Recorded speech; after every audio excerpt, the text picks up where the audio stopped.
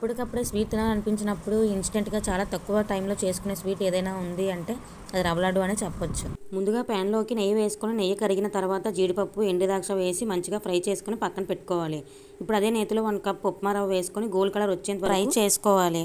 ఉప్మా రవ్వలో ఉన్న స్పెషాలిటీ ఏంటంటే మనం ఈ రవ్వతోని స్వీట్ చేసుకునే టైం తక్కువ పడుతుంది, టేస్ట్ ఎక్కువగా ఉంటుంది. రవ్వ బాగా ఫ్రై అయిన తర్వాత కొంచెం నెయ్యి వేసుకొని కొబ్బరి తురుము వేసుకొని ఫ్రై చేసుకోవాలి.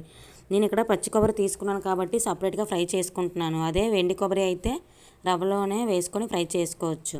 ఇప్పుడు అందులోనే మీ స్వీట్నెస్ సరిపడే షుగర్ వేసుకొని రవ్వని షుగర్ని బాగా కలుపుకుంటూ 2 మినిట్స్ కలుపుకొని తర్వాత మనం ముందుగా కొబ్బరి ఫ్రై చేసుకుని దాంట్లో వేసుకొని బాగా మిక్స్ చేసి ఫ్రై చేసుకోవాలి. అలాగే ఒక 4 ఇలాచీ కూడా వేసుకోవాలి, లేదా ఇలాచీ పౌడర్ అయినా వేసుకోవచ్చు. మొత్తం అంతా మిక్స్ చేసుకొని స్టవ్ ఆఫ్ చేసుకోవాలి. స్టవ్ బాగా చల్లారిన తర్వాత మనం ముందుగా వేయించి పక్కన పెట్టుకున్న డ్రై ఫ్రూట్స్ని అలానే పాలు వేసుకొని తర్వాత మనకి కావాల్సిన సైజులో లడ్డు చుట్టుకోవడమే.